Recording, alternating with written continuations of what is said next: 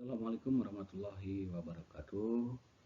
Anak-anakku sekalian yang Bapak banggakan, Alhamdulillah seperti biasa kita ketemu lagi dalam pembelajaran PPKN kelas 11 semester ganjil, unit kegiatan belajar mandiri 3. Kajian kali ini kita sama-sama membahas tentang sanksi hukum, sekali lagi sanksi hukum dan perilaku sesuai hukum. Silakan kalian simak sampai dengan selesai. Sanksi atau hukuman. Sanksi terhadap pelanggaran itu banyak sekali ragamnya. Misalnya sanksi hukum, sanksi sosial, dan sanksi psikologis. Sifat dan jenis sanksi dari setiap norma atau hukum berbeda satu sama lainnya. Akan tetapi dari segi tujuannya sama, yaitu untuk mewujudkan ketertiban, keamanan, dan ketentraman dalam masyarakat itu sendiri. Nah, kita lihat bagaimana sanksi dari norma-norma yang berlaku di dalam kehidupan masyarakat atau di dalam kehidupan sehari-hari.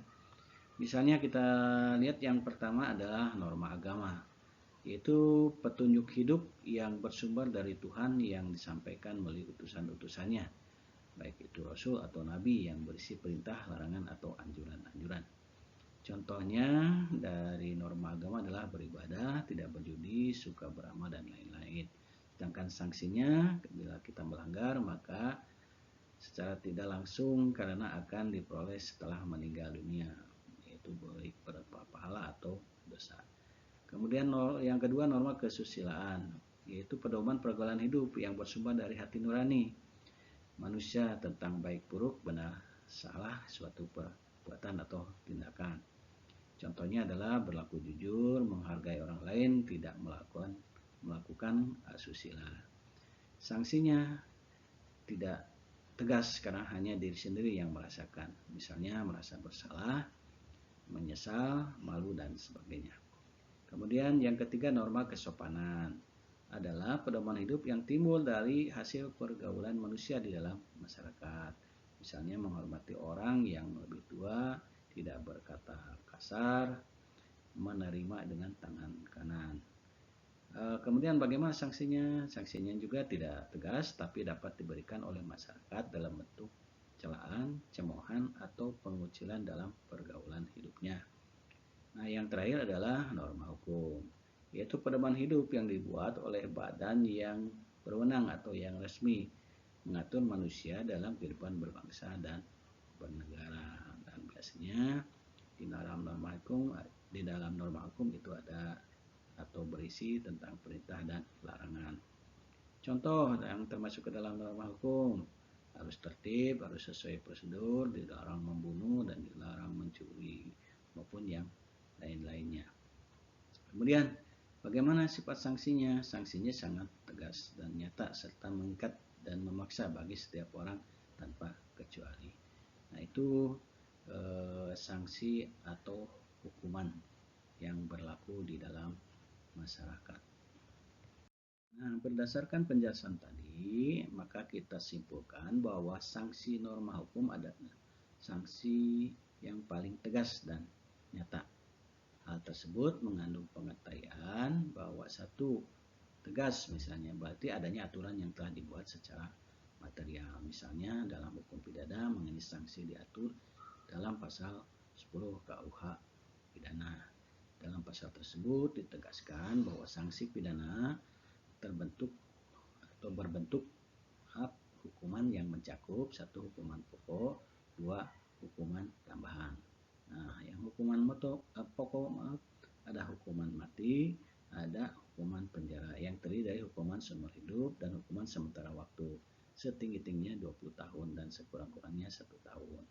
Sedangkan hukuman tambahan itu terdiri dari pencabutan hak-hak tertentu, perampasan atau penyitaan barang-barang tertentu, serta pengumuman keputusan hakim.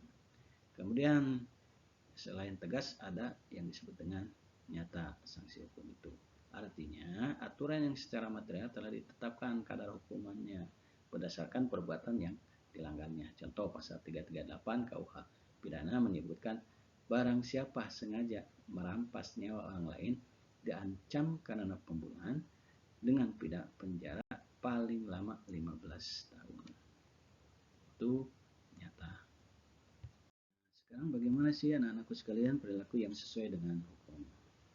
Bapak mengutip pendapatnya dari Suryono Sukanto, seorang ahli sosiolog Indonesia.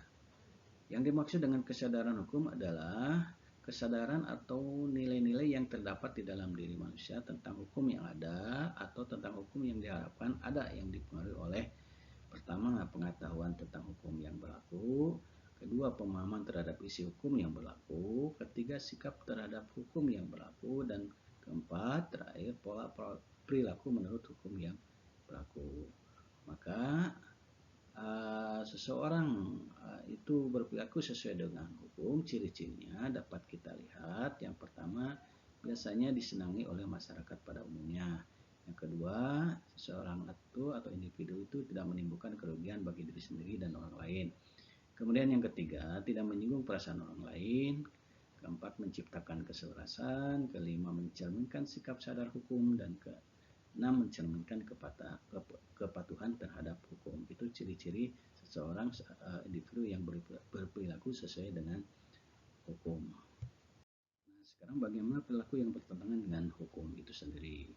Perilaku yang bertentangan dengan hukum timbul sebagai akibat dari rendahnya kesadaran hukum.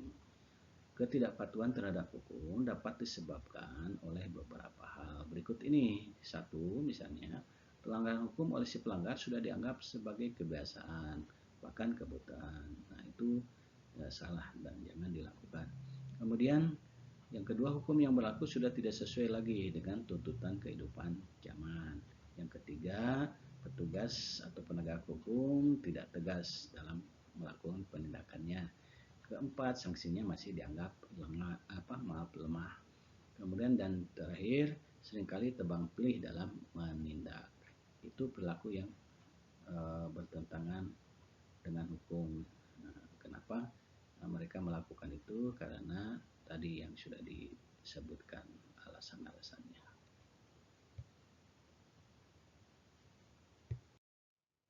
Sekarang kita ke tugas individu. Seperti biasa, ada pertanyaan yang harus kalian jawab. Jawabannya kalian tulis di buku tugas, tapi sebelumnya pertanyaannya ditulis terlebih dahulu, kemudian setelah itu dijawab dan jawabannya sendiri difotokan, dikirimkan ke grup tugas Telegram PPKN. Jadi sekali lagi, kirimkan ke grup tugas PPKN di Telegram. Ada 4 pertanyaan. Yang pertama, apa yang dimaksud dengan norma hukum? Yang kedua, sebutkan yang termasuk ke dalam hukuman pokok dan tambahan. Dan yang ketiga, sebutkan isi pasal 338 KUH pidana, serta bagaimana menurut Suryono Sukanto seseorang memiliki kesadaran hukum apabila memenuhi kriteria. Apa saja kriterianya? Kalian sebutkan. Itu pertanyaan atau tugas individunya.